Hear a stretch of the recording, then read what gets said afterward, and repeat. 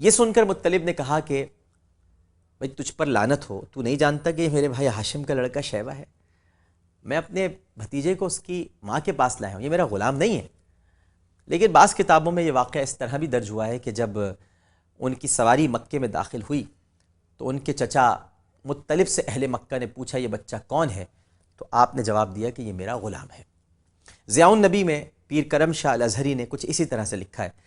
بہت ساری کتب میں اس واقعے کو دوسرے انداز سے بیان کیا گیا ہے، لیکن پیر صاحب بھی ایسے ہی لکھتے ہیں، علامہ طبری نے بھی ایسا ہی لکھا ہے، اور ابن اسیر نے بھی یہی واقعہ اسی طرح سے بیان کیا ہے۔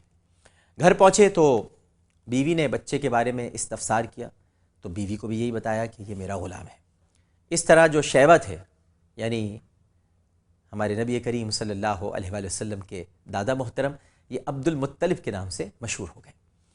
اس کے بعد مطلب نے بچے کو نہلایا، نیا لباس پہنایا، اور لوگوں کو بتایا کہ یہ میرے بڑے بھائی ہاشم کا لخت جگر ہے۔ لیکن ناظرین محترم، عبد المطلب کے نام کو ایسی مقبولیت حاصل ہوئی کہ عمر بھر آپ اسی نام سے پکارے جاتے رہے۔ شیبہ جو ان کا اصلی نام تھا، اس کی طرف پھر کسی نے توجہ نہیں دی۔ عبد المطلب اپنے عظیم الشان کارناموں، اپنی بے مثال جود و عطا، اپنی شجاعت اور اپنی بلند ہمتی کے باعث ساری قوم کی آنکھوں کے تارے اور سارے عرب کے لیے وجہ افتخار تھے۔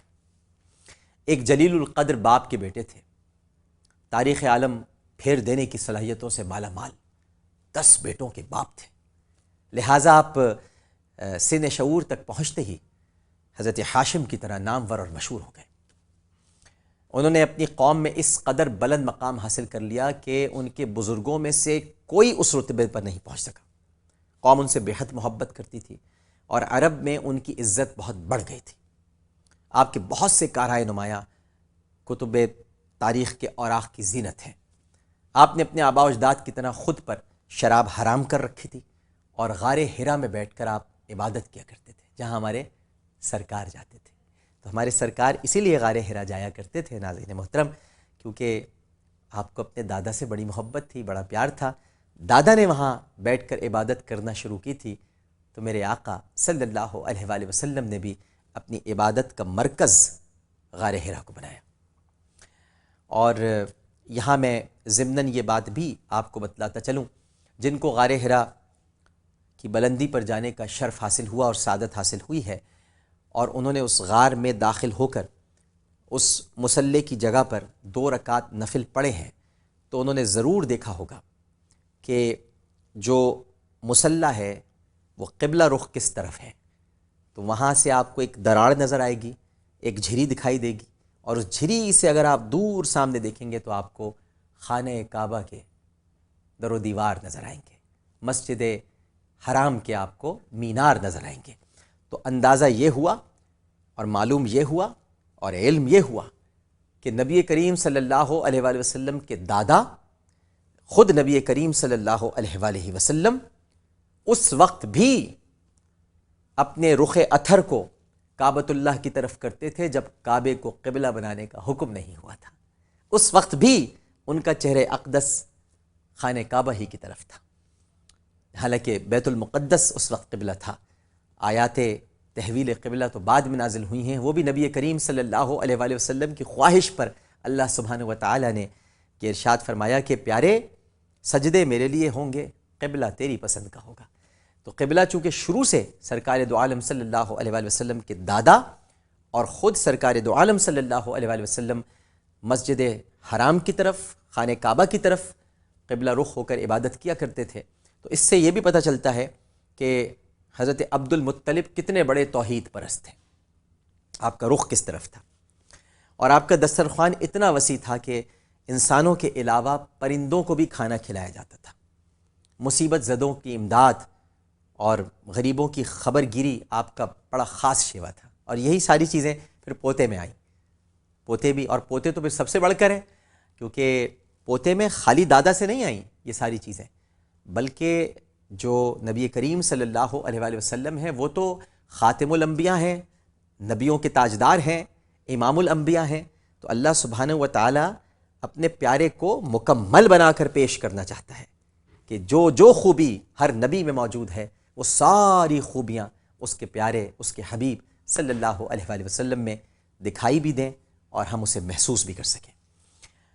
حضرت عبد المطلب نے بعض ایسے طریقے رائج کیے جو بعد میں مذہبی نقطۂ نگاہ سے انسانی زندگی کے اصول بن گئے۔ مثلا پہلا آپ نے طریقہ ایجاد کیا ایفائے عہد، وعدہ نبھانا۔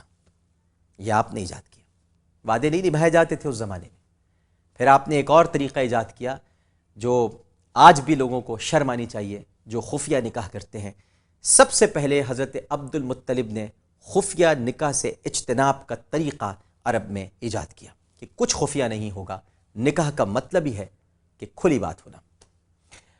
اسی طرح آپ نے جو دختر کشی تھی اس کی ممانعت کی، یعنی بچیوں کو زندہ دفن کرنا۔ آپ اس کے شدید مخالف تھے، اس کی شدید مذمت کرتے تھے آپ۔ اسی طرح آپ نے خمر و زنا کی حرمت اور چور کے ہاتھ کا کاٹنا آپ ہی نے رائج کیا۔ شراب کی حرمت کا نفاذ آپ نے رکھا، زنا اس سے دور رکھا، اور پھر چور کے ہاتھ کاٹنا یعنی عادی چور کے۔ یہ سب عبد المطلب کے عظیم کارنامے ہیں۔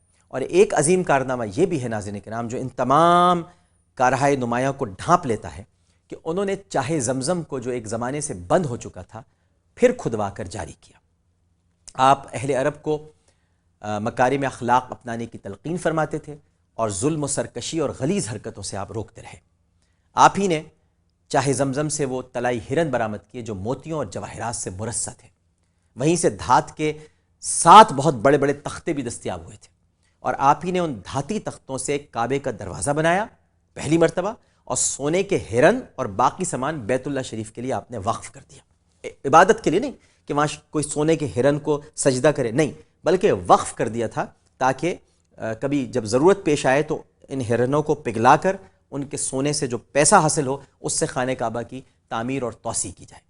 اور اس اعزاز کی تفصیل جو ہے وہ علامہ ابن اسیر نے تاریخ الکامل میں جو مجھے یاد پڑتا ہے اس طرح سے بیان کی ہے کہ بنو جرہم کو بنو خزاعہ نے جب مکے سے جلا وطن کیا تو انہوں نے بیت اللہ شریف کے اندر سونے کے جو 2 ہرن آویزہ تھے اور تلواریں اور زریں اور دیگر قیمتی سامان تھا وہ سب زمزم کے کنویں میں پھینکا اور پھر اسے مٹی سے بھر دیا۔ چنانچہ سینکڑوں برس تک زمزم کا کنواں بند پڑا رہا اور لوگ اس کے مقام کو بھول گئے۔ ایک روز حضرت عبد المطلب حتیم میں سو رہے تھے کہ انہیں خواب میں حکم دیا گیا کہ اٹھو، احزر طیبہ کو کھودو۔ دوسری رات حکم ہوا کہ برہ کو کھودو۔ تیسری رات کہا گیا کہ مظنونہ کو کھودو، اور ان کی سمجھ میں کچھ نہیں آ رہا تھا کہ کس چیز کے کھودنے کا حکم دیا جا رہا ہے۔ چوتھی رات آواز آئی کہ زمزم کو کھودو، اور ساتھ ہی تفصیل بتائی گئی کہ زمزم تیرے پدر نامور کی میراث ہے، یہ چشمہ ہے اور نہ اس کا پانی ختم ہوتا ہے اور نہ اس کی مرمت کی جاتی ہے، اس سے حجاج کرام کو سیراب کیا جاتا ہے۔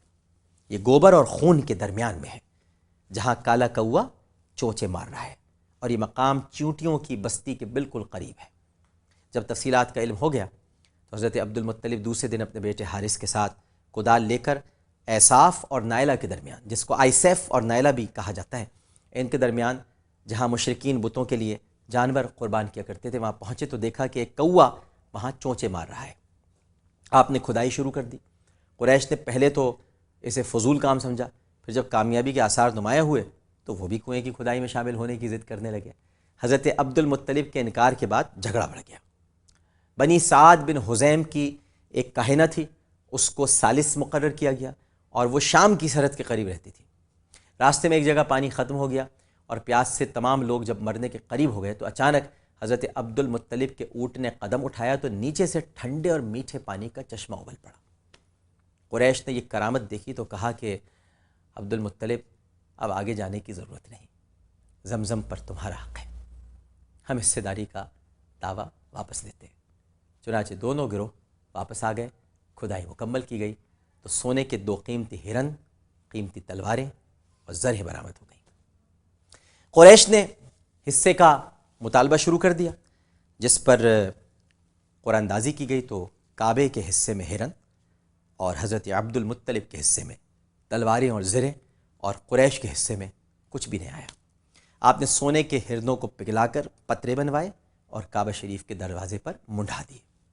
بعض روایت میں یہ بھی ہے کہ وہاں سونے کے 2 مینڈے رکھ دیے گئے جو بعد میں چوری ہو گئے۔ باتیں ابھی بہت ساری حضرت عبد المطلب کے بارے میں آپ سے کرنی ہیں، اور ایک بڑی اچھی روایت بھی آپ کو بتانی ہے، جو مہدی اور خضاب یہ بھی حضرت عبد المطلب نے ایجاد کیے تھے۔ یہ کیسے ہوا، یہاں میں آپ کو اس موڑ پر چھوڑے جاتا ہوں۔ انشاءاللہ کل اسی وقت اسی چینل پر اسی پروگرام کے ساتھ دوبارہ حاضر ہوں گے۔ اللہم صلی علی سیدنا و مولانا محمد وعلی آلہ واصحابہ وبارک وسلم وصلی علیہ۔ اپنا بہت خیال رکھیے گا۔ اللہ حافظ۔ یا رسول اللہ رفعت آپ نے پائی